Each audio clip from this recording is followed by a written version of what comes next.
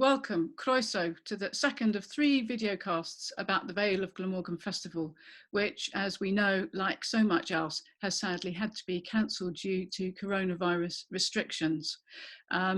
So I'm Steph Power, and I hope you've enjoyed the videocast with featured composer Hugh Watkins that we've put out already. Do check it out if you haven't done so. Here you're going to meet some more of the many Welsh composers that were due to be performed at the festival this year. And we'd like to thank those who are participating in this video cast, as well as the very fine musicians who have at very short notice agreed to play music that you're going to hear. I'm one of the composers, and I'm delighted to be joined by John Roche, Maja Palser, Mark Bowden, and Mary Emlyn. The music that you're going to hear by each of us are pieces that would have been heard within the context of a week-long festival that's always very much international in scope and outlook, with a range of often very distinguished composers and musicians visiting from overseas. So it's an especially keen loss for all of us involved this year not to have the exciting face-to-face exchange of music and ideas across stations that the festival typically offers. But we hope that this videocast in a way gives you a bit of a snapshot into the festival and to the work and the music of these composers. Hi, first of all, I'd love to welcome John Roche. Hi, Dave, how are you doing? Hi, I'm good, thanks. How are you? Good, I'm fine, thanks. It's lovely to see you, and I'm sorry it's not in person. No, for sure. That time will come, hopefully. Yeah.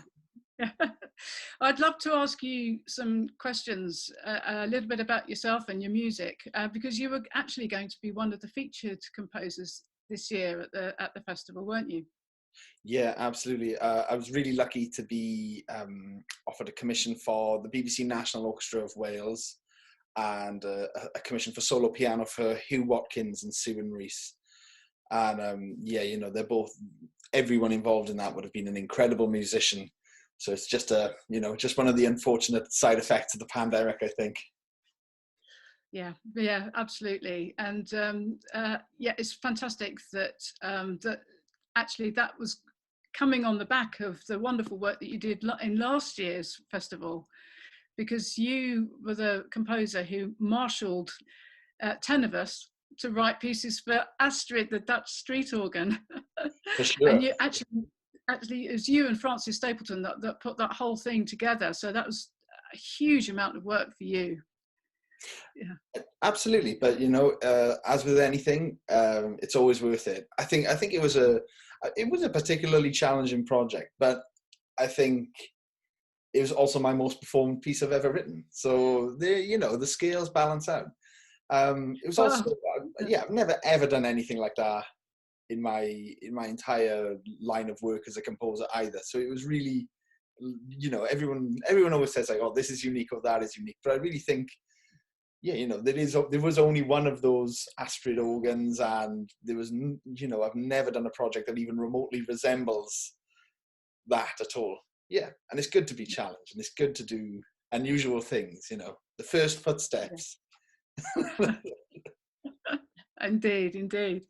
Well, I just want to ask you a bit about yourself and the music that you write, because you write music for, I mean, as we've just heard, everything from street organs to full orchestras, including orchestras with vacuum cleaners.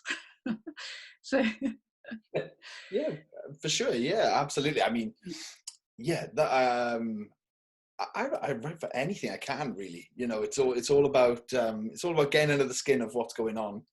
The project with Dyson is also one of the up there on the most unusual things I've ever done list, I think. Yeah, but again, you know, the totally amazing orchestra. The Orion Orchestra are just filled with the best people. Yeah, every musician in that ensemble was absolutely incredible. And Toby Purser, the conductor as well, is also incredible. It was just amazing to be in a situation where, I remember when it started, I said, what instruments can I use in the orchestra? And they were just like, well, what do you want? And I'd never been confronted with that before. So I just kind of had to, yeah, you had to really focus in on what you wanted to produce rather than having to, write to a brief as much. Yeah, so even though it was really unique and really specific in some ways, it was also this vast plane of whatever you wanted to do, But you've done amazing things, right from the start of your kind of career as a musician, because you really started off with rock music. Am I right?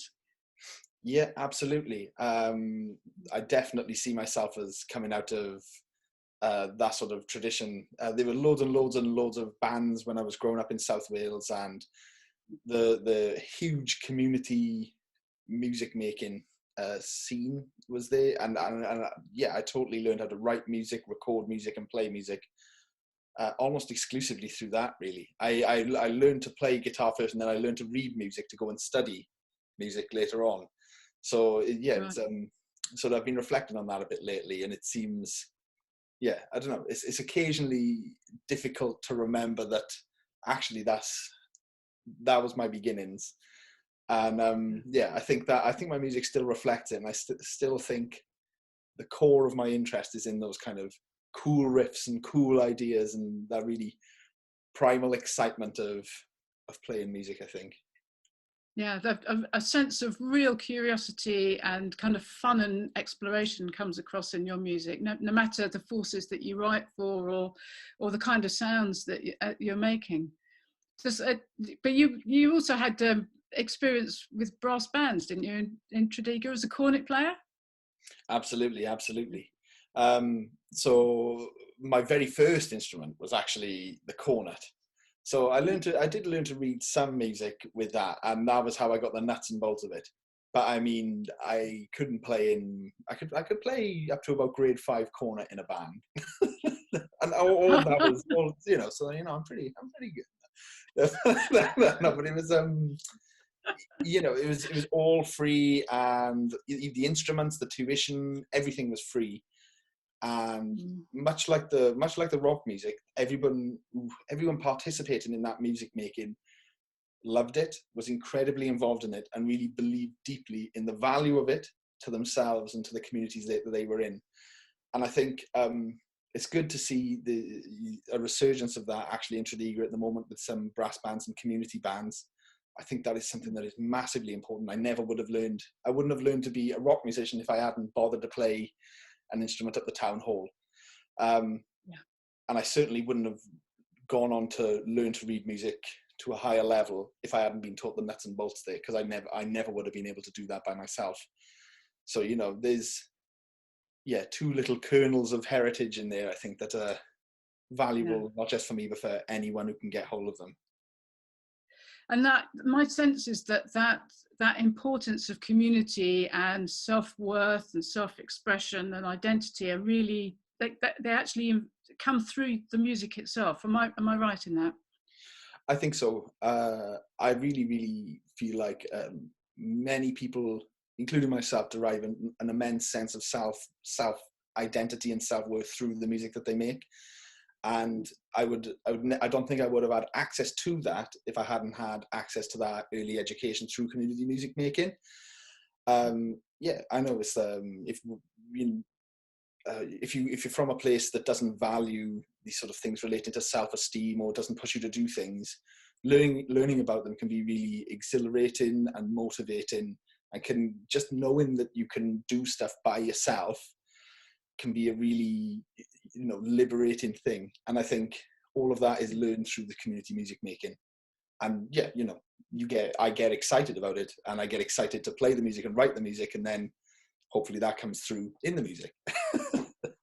Well, it certainly does. And we're about to hear you actually play your Tremolo Study number 4, I think it is.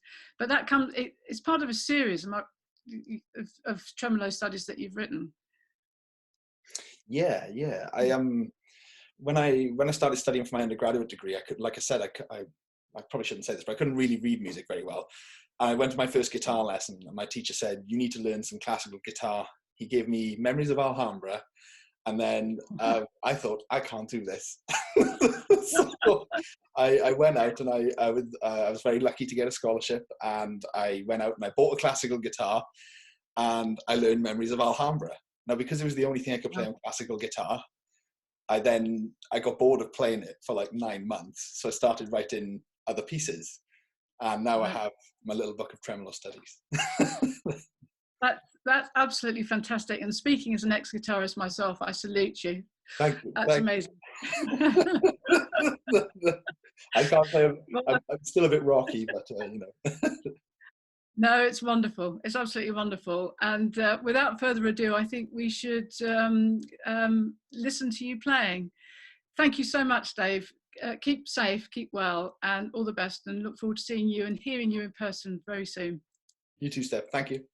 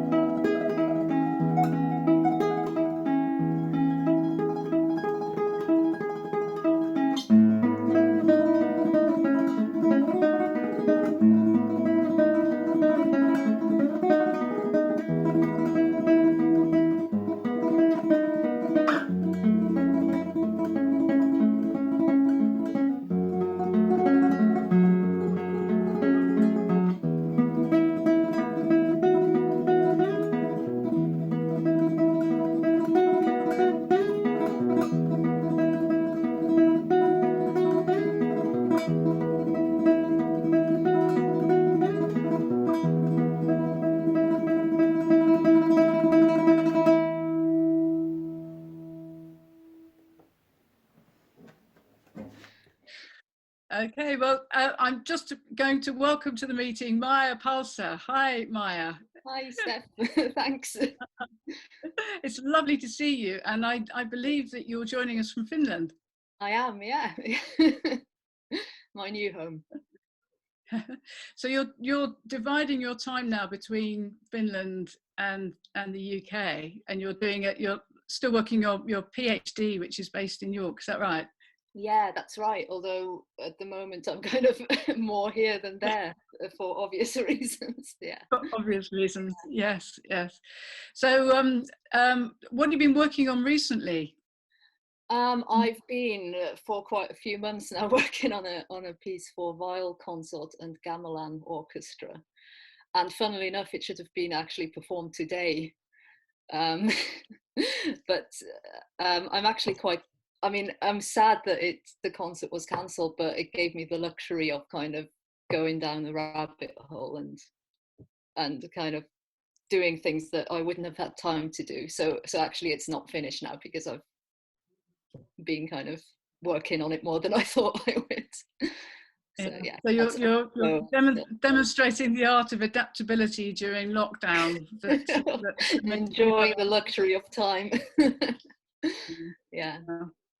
So tell us a bit about your work as a composer, because I know that aspects of the sociology and particularly the psychology of music are really important to you, aren't they?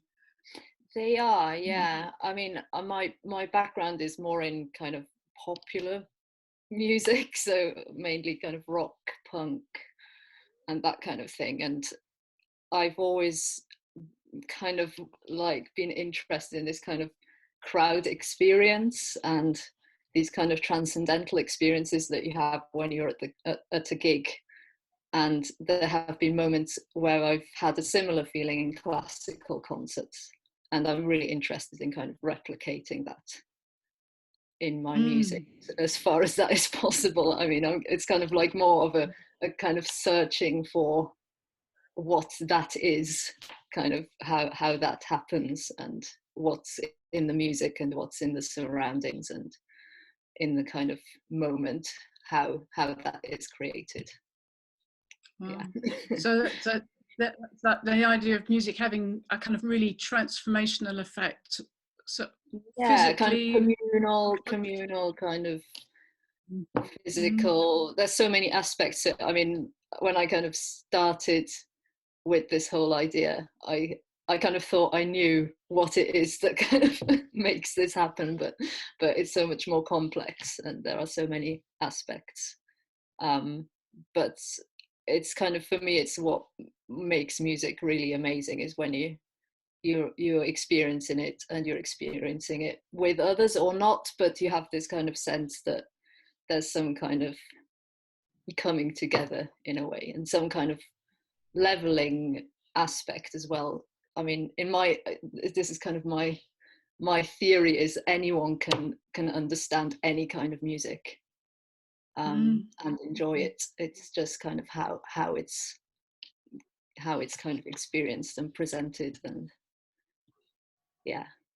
yeah, it's often said that if you present any kind of music to very, very young children, they, obviously they just absorb the experience. Yeah, And they're exactly. just very present within the experience. And it's only as we grow older that we get hung up about style and what we shouldn't be listening to and how we should react and those sorts of things. Yeah, it's very complex. It's kind of almost like trying to overthrow a regime or something like that. Yeah, but I'm kind of just exploring that and seeing how that works and how that goes. Well, your piano piece, A Cry, is utterly beautiful. It's the most wonderful piece. It's terribly moving. Can you tell us a bit about that, because we're going to hear Robin Green playing the piece as part of this video cast. So how did it come about, and what's behind it? It was a commission from the Wales International Piano Festival. I think it was actually, not sure if it was their first installment, but anyway, that there was a project involving, was it 6 Welsh composers, I think, writing kind of solo piano pieces, and they gave us quite kind of, not specific, but there was quite a lot of input. So actually, it was quite nice because I didn't have to start from scratch. And it was 2015, and so there was this kind of First World War centenary theme, and there was they wanted this kind of Welsh perspective, and then they also said, well, it would be great to have some kind of artwork, some kind of, a poem, a painting or something. So there was quite a lot of input, and I just I can't remember what the first thing was that I did. I think the first thing was I looked for a painting, because my background's in visual arts, so I always like using something visual as well. And I just found that a lot of this First World War art is, I mean, for obvious reasons, but it's very masculine and kind of harsh and violent. And I was more interested in the kind of human, the kind of sadness, the kind of tragedy of it. And it took me quite a long time to actually find something that I felt really, really represented that. But then I found this drawing by a Belgian artist who was a refugee in Wales, and he drew this kind of mother and child figure in charcoal on the wall of the place he was staying. And the whole thing was just so fragile, the fact that it was, charcoal on a wall, you could just wipe it away, and also the image itself was really moving. So that was the main thing that I worked from, in a way. And then there were other things as well, but that was the kind of main starting point, in a way. Well, it's not just me that's found it very beautiful, because it was chosen by the International Society of Contemporary Music back in, when was it? 2017, I think is. Yes, yeah, 2017, yeah. And it was performed there, and you were the first ever representative of Wales in our sort of newly formed Welsh arm of the ISCM. You were the first ever composer to represent Wales, and you were chosen by them in Finland, as it happens, where you are now. So Yes. that's absolutely that was absolutely wonderful, and it's just great to see you, and thank you very much and for telling us about the piece. And thank let's you. hear it now. Great. Stay safe. You too. Yeah, definitely. See you soon. See you soon.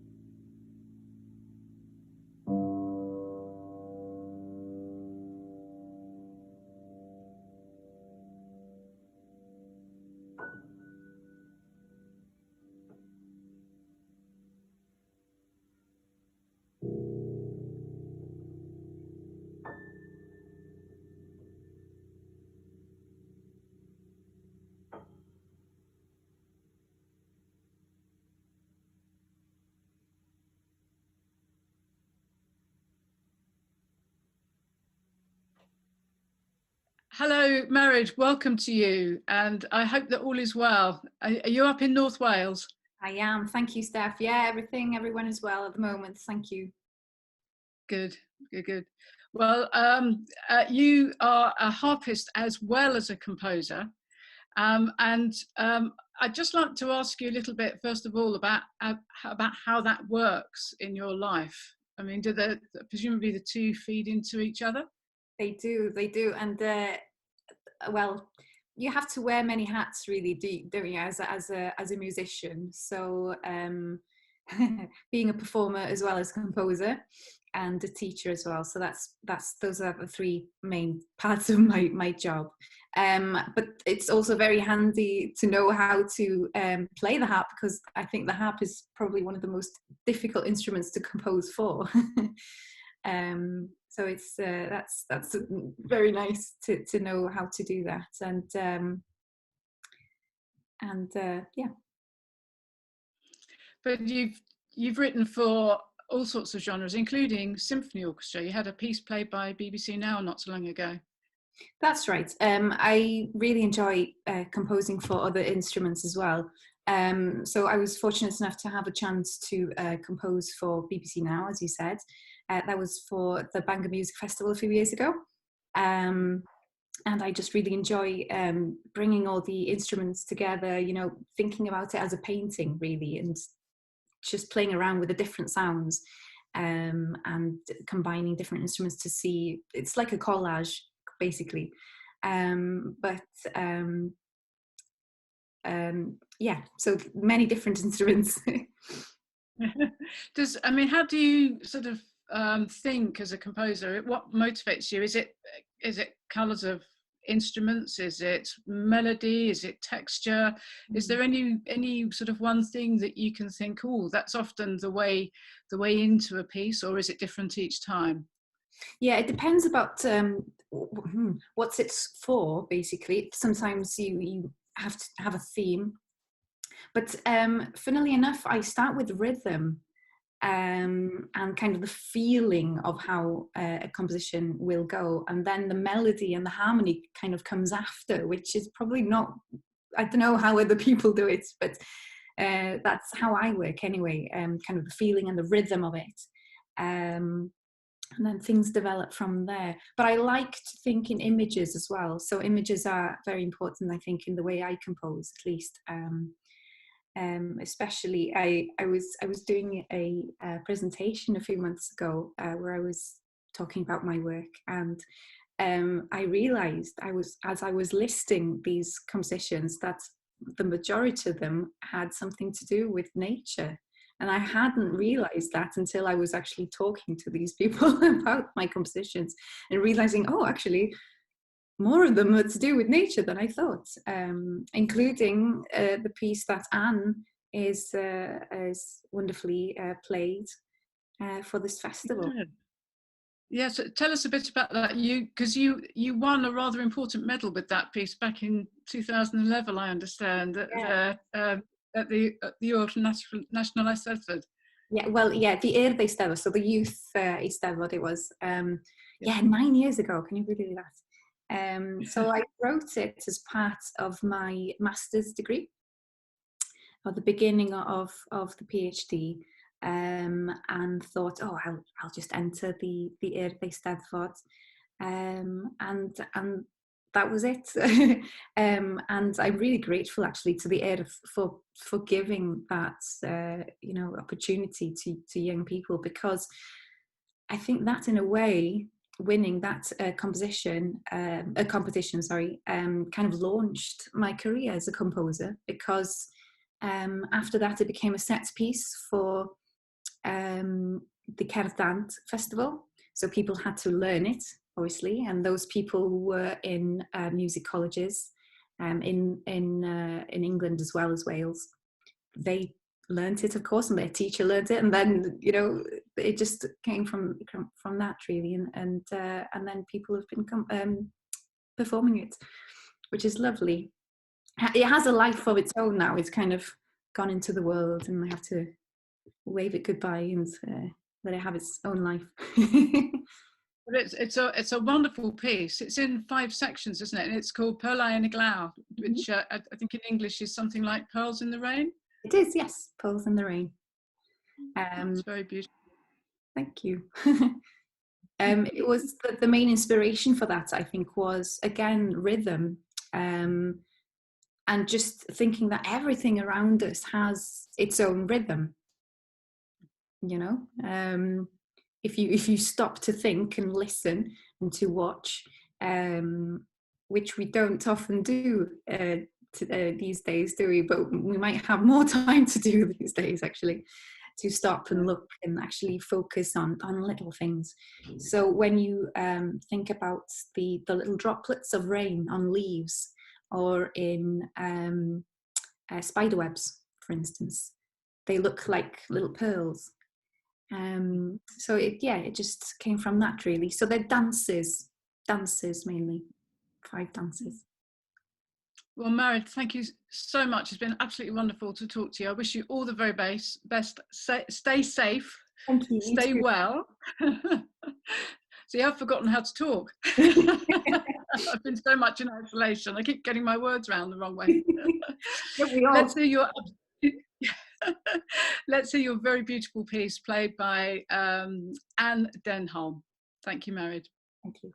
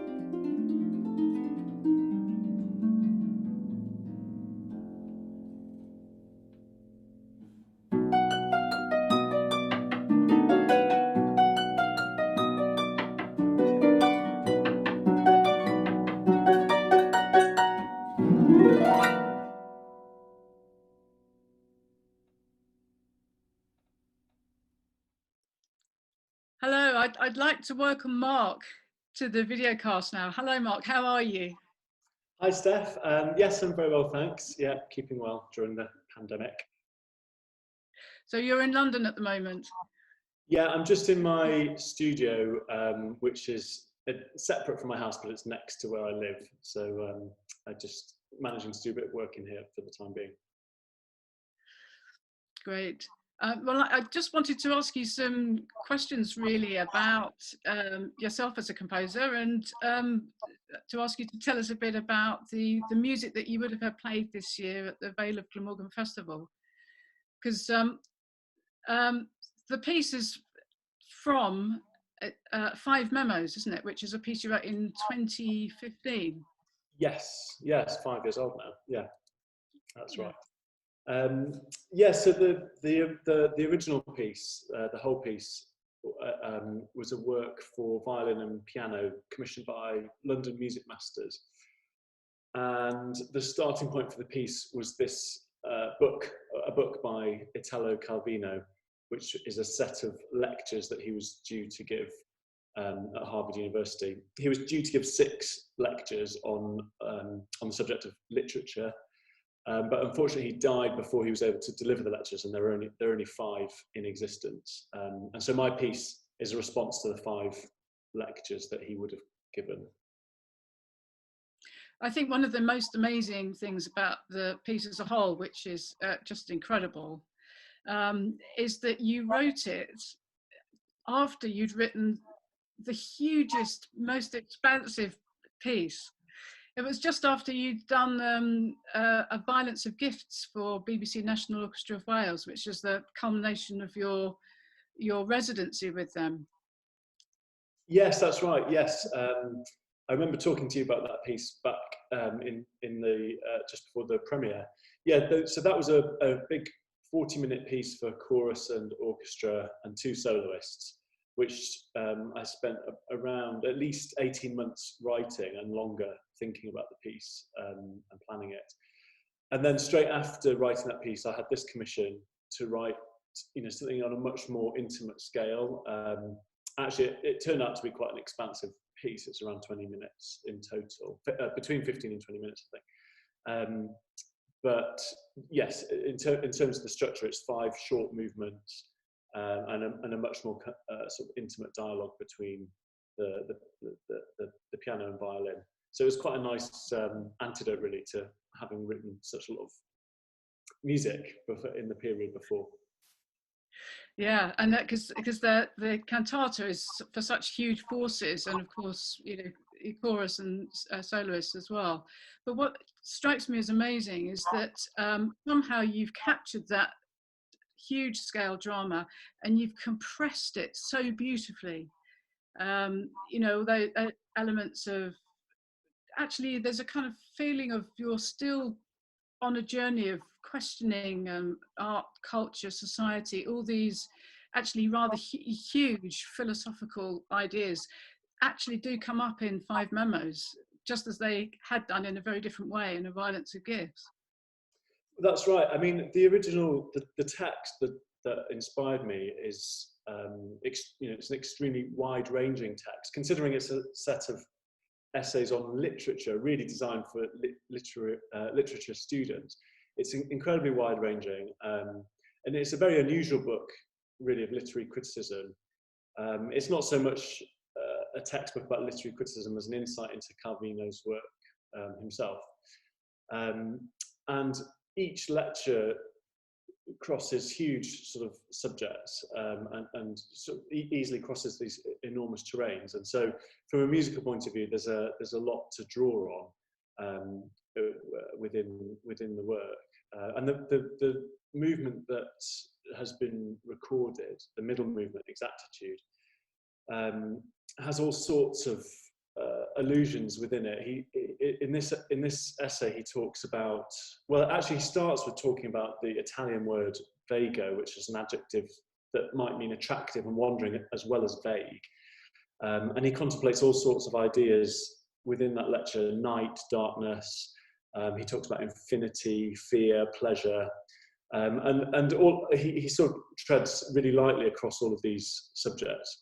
But yes, it does lend itself to making quite an expansive piece of music in that sense. Mm. And it's an amazing work, and it was honoured, I think it's 2015, with the RPS awards that you were given. It was a British Composer Award.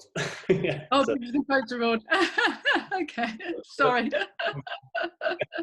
Yeah, it was really nice to have it recognised in that way. It was a really enjoyable project because it was working closely with the musicians, but also with the charity London Music Masters, who do amazing work with young children learning to play string instruments in South London, where I live.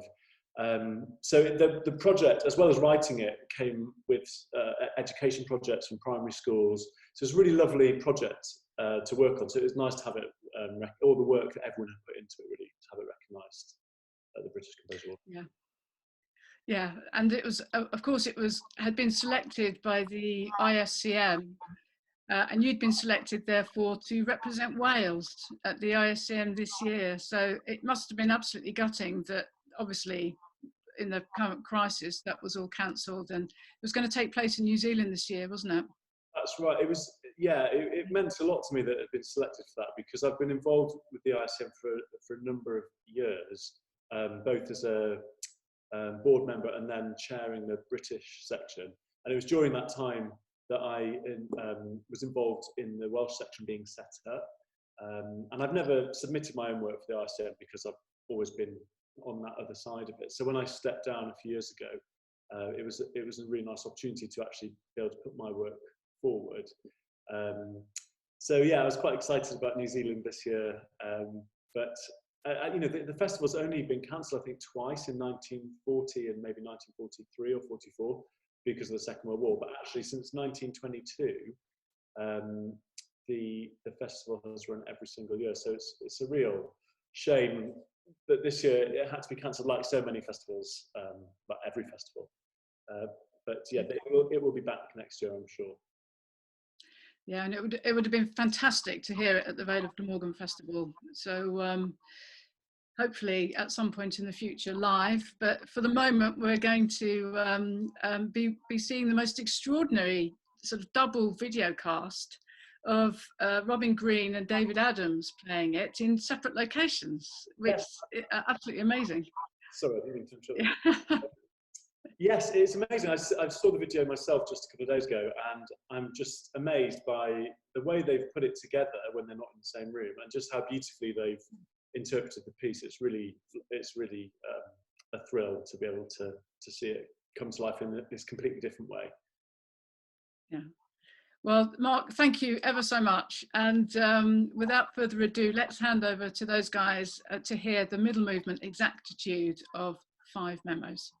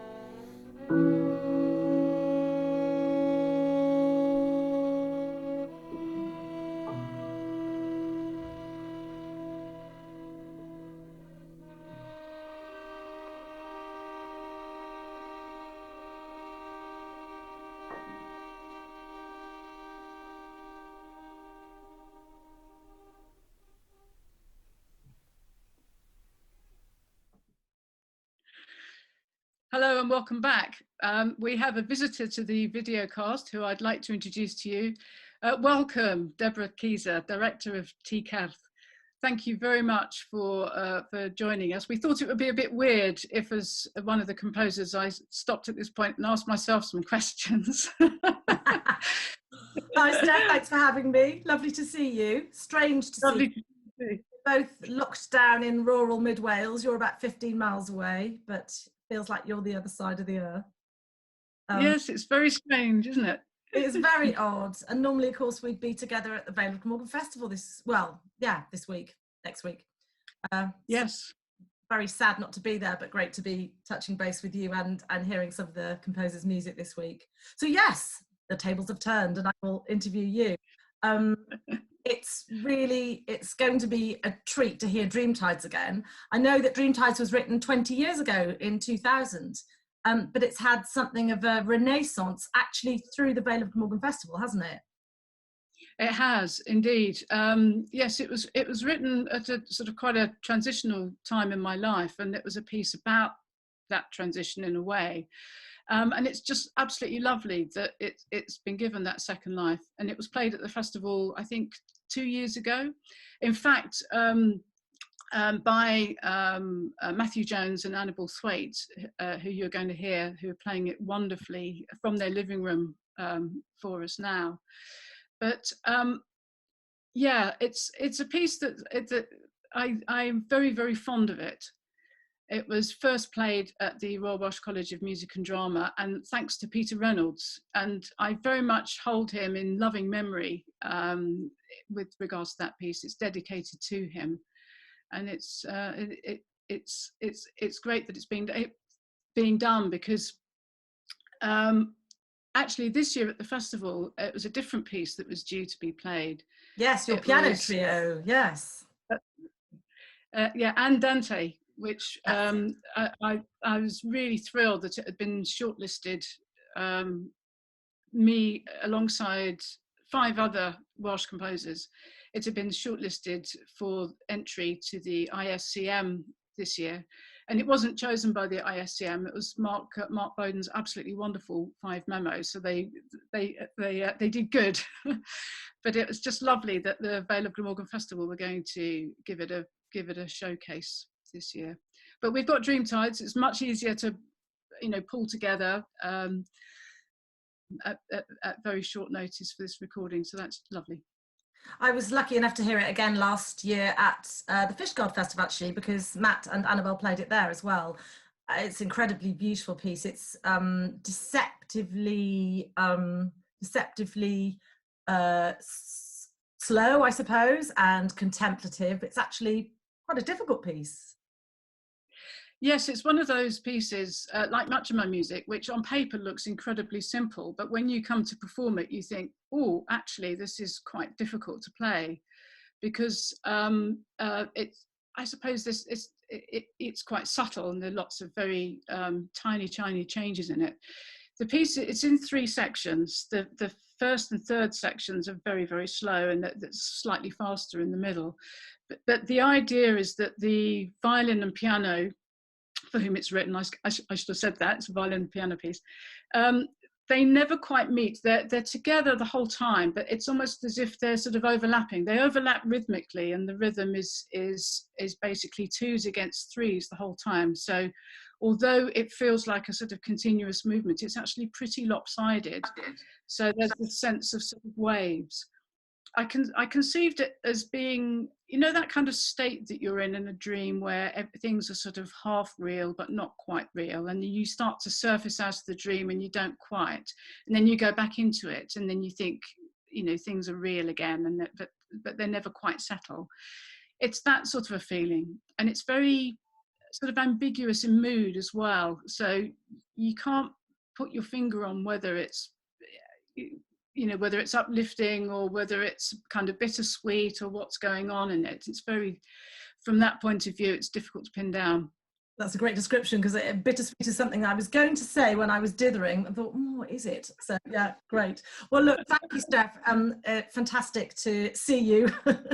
And let's hear Dreamtides. Thank you.